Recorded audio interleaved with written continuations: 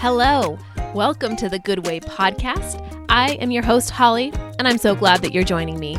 Today, we're going to explore some stories, music, poetry, things that are good, true, and beautiful.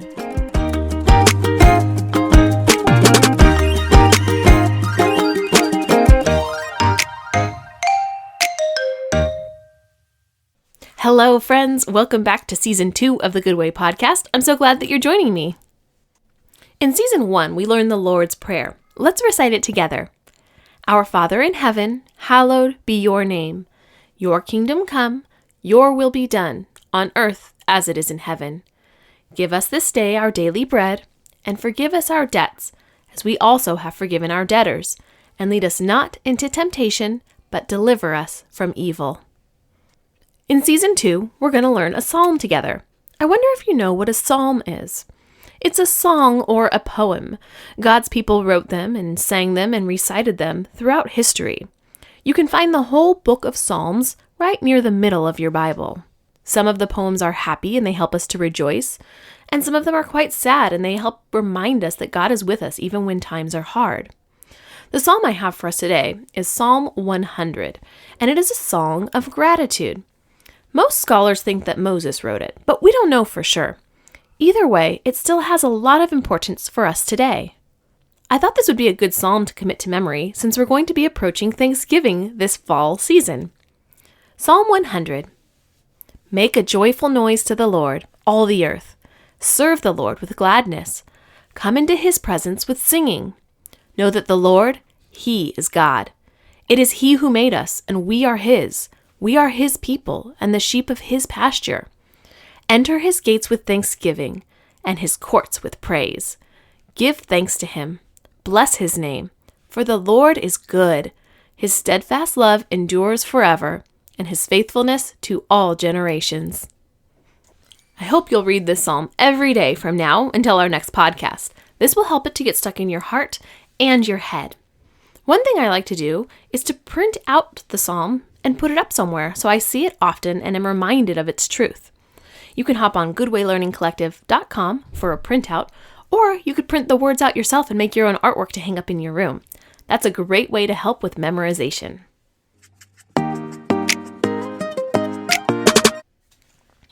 I wonder if any of you play instruments. Do you take music lessons? When I was a kid, my parents made my brother and I take piano lessons every single week for years. Sometimes we complain, though, because we didn't like to practice. Do you ever feel that way? Well, I'm really glad that my parents persisted. They knew that music was important, and they wanted us to love it. And you know what? All those years of piano lessons paid off. My brother is actually a musician, and he's going to be our special guest this season. I invited him onto the podcast to teach you a hymn. One of our favorite hymns. It's called, "This Is My Father's World." Each week, he's going to teach you a little bit about the hymn, and then he's going to help you learn how to sing it. I hope you enjoy this.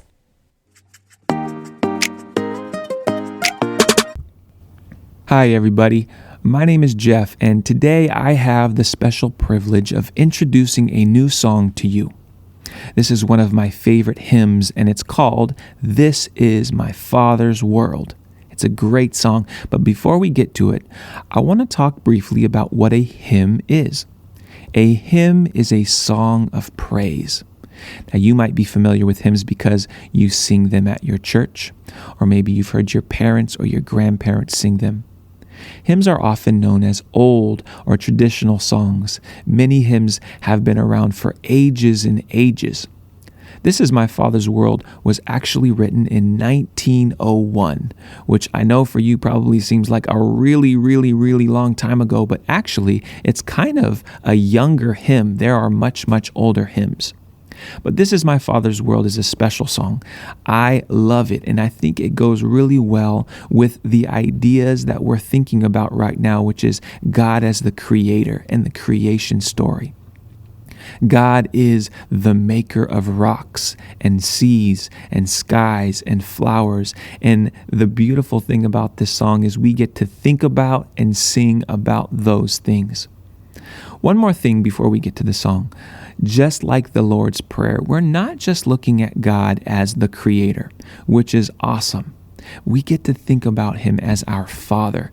Not only is he the maker of all things, but he has made it and he is looking and watching over us. I hope that encourages you today. Now, one more hint as we get to the song.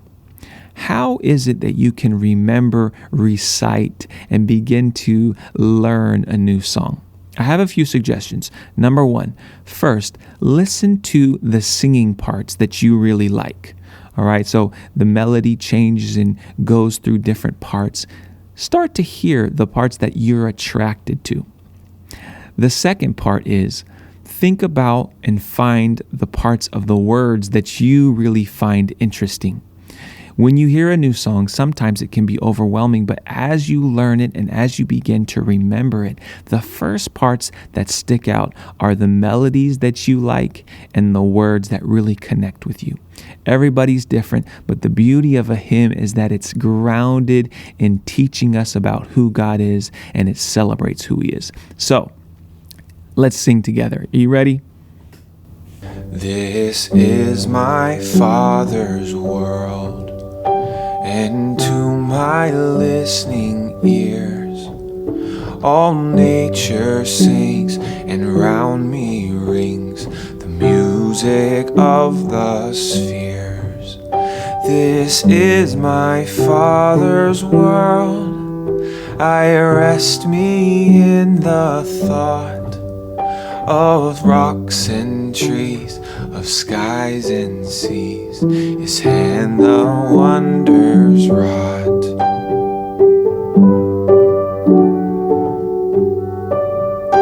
This is my Father's world.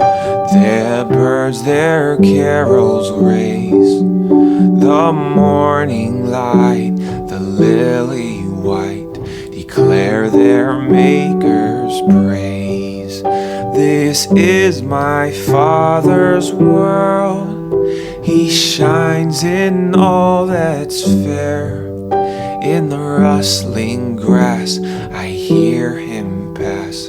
He speaks to me everywhere.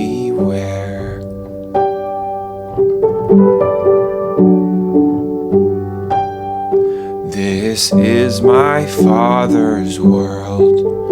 Oh, let me ne'er forget that though the wrong seems oft so strong, God is the ruler yet. This is my Father's world. The battle is not done. Jesus who died shall be satisfied, and earth and heaven be one. This is my Father's world. The battle is not done. Jesus who died shall be satisfied, and earth and heaven be one.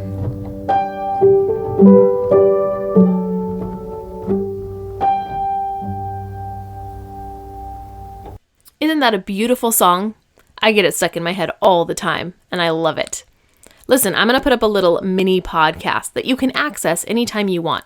It's just going to be a recording of Psalm 100 as well as that hymn. That way, you can listen to them over and over again to help you learn them.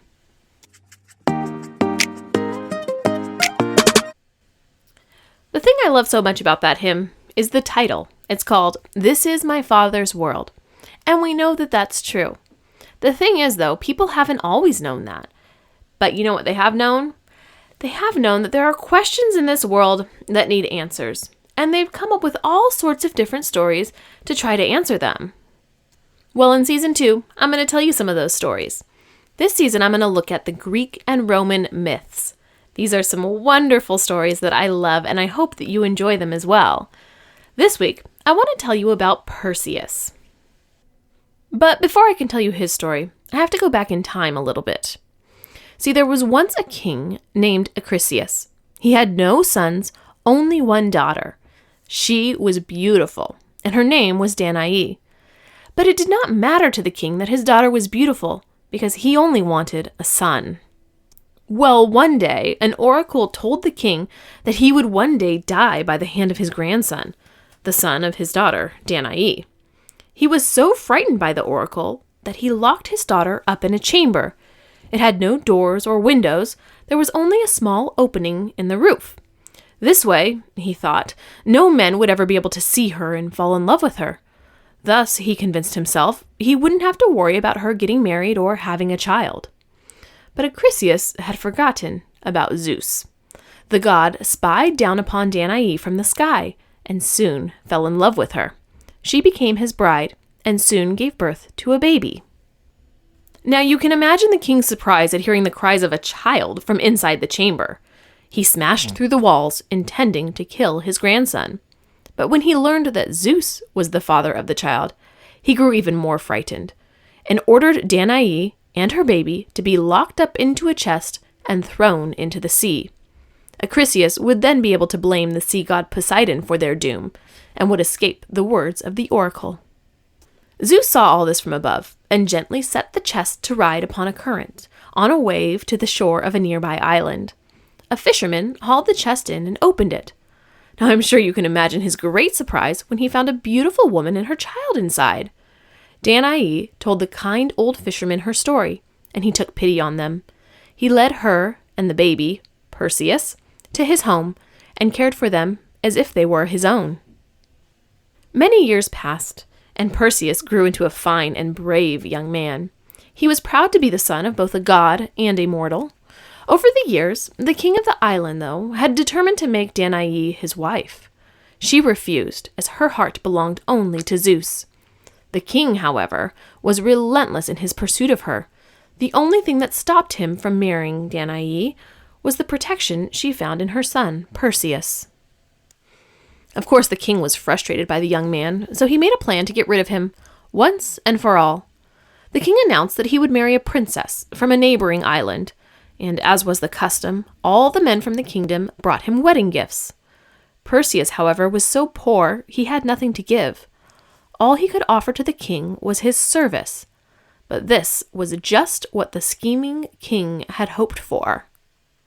"Ah, wonderful!" he exclaimed. "Go slay the monster Medusa and bring me her head." Now Medusa was one of the 3 terrible Gorgon sisters, such awful creatures that anyone who looked at them would immediately be turned to stone. They lived on an island far away, and nobody knew exactly where. In fact, no men who had ever set out to slay the monster had returned. But Perseus, being brave as he was undeterred.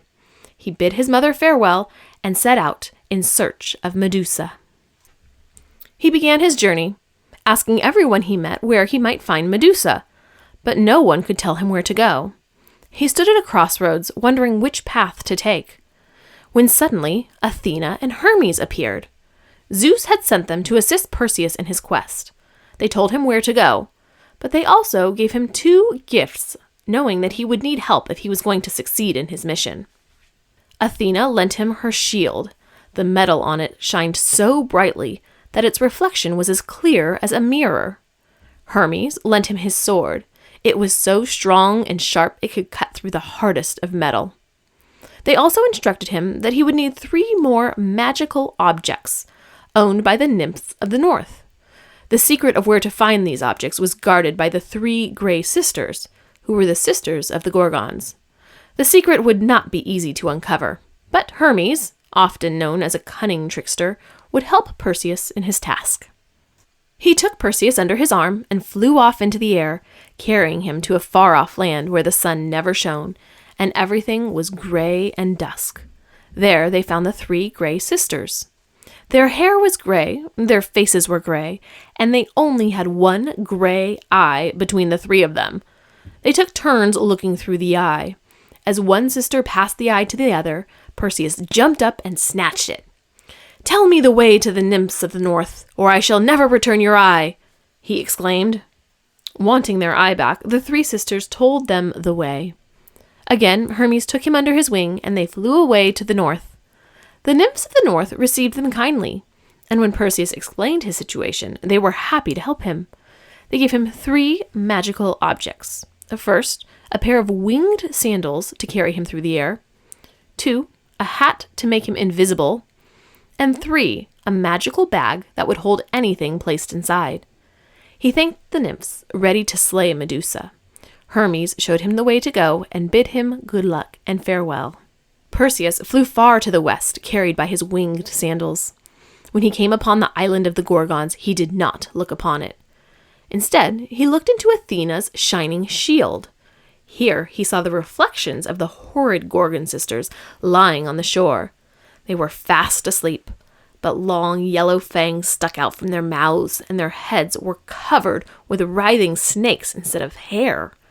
Their necks were covered in scales made of bronze, and stones were scattered all over the island, stones that had once been men. The task required courage, but Perseus was prepared. Using the mirror of the shield as his guide, he dove down upon the monster and quickly cut off the Medusa's head with his sword. He stuffed the head into his bag and flew back up into the sky. The Gorgon sisters cried out in rage, but they could not see Perseus, for he had put on his hat of invisibility. With his challenge completed, he headed back for home. Along the way, he flew over Ethiopia. Down below, he saw a lovely maiden chained to a rock in the sea.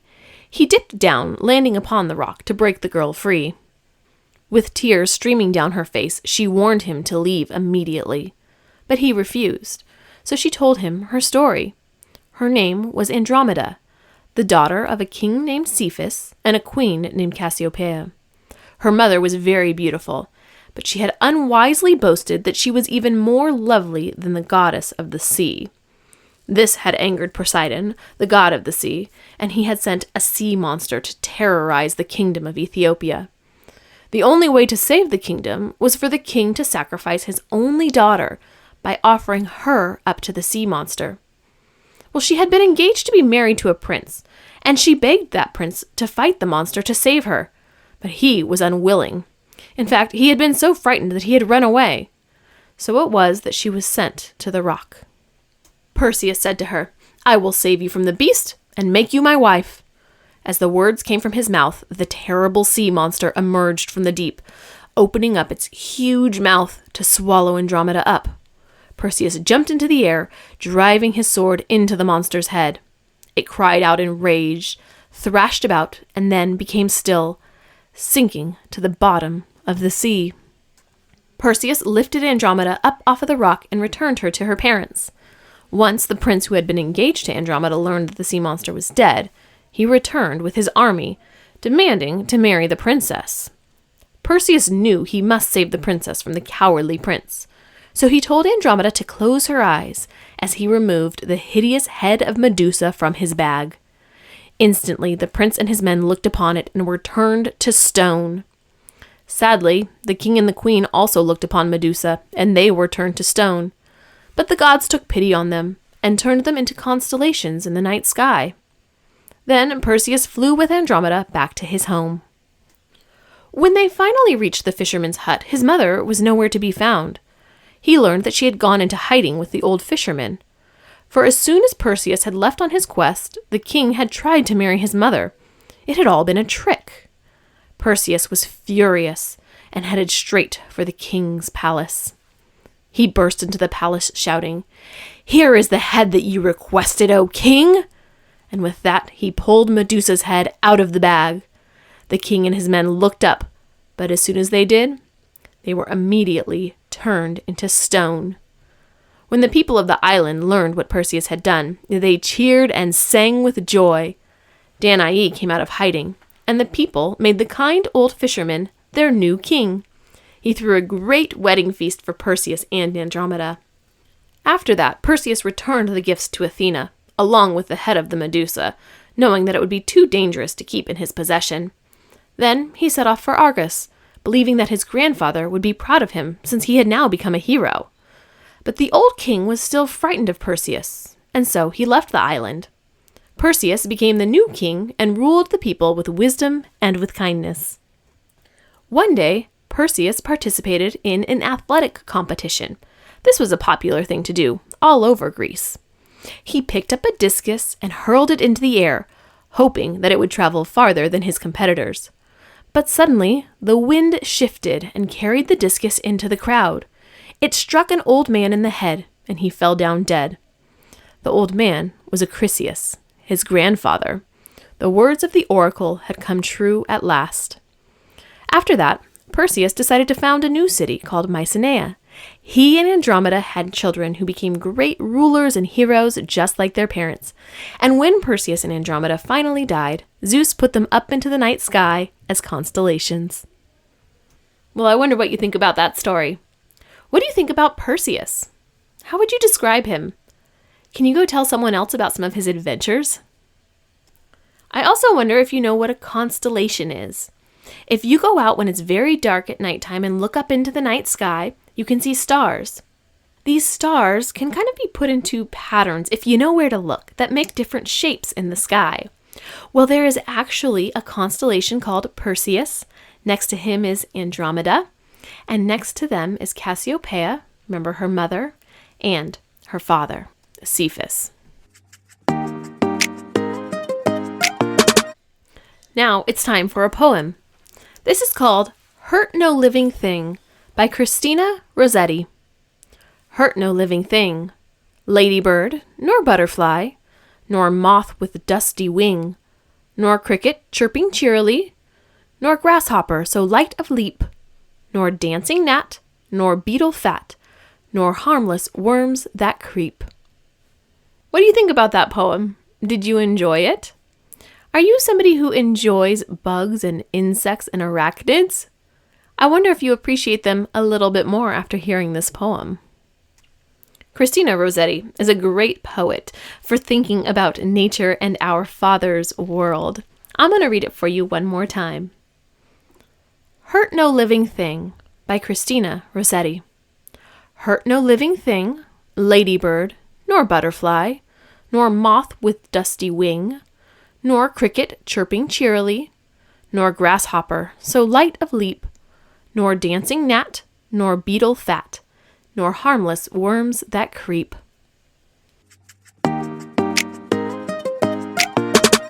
Well, that brings us to the end of another episode. I want to leave you with a blessing. This one comes from the letter to the Ephesians. It goes like this. May you experience the love of Christ, though it is so great you will never fully understand it, and may you be filled with the fullness of life and power that comes from God. Till next time, look for the good way and walk in it.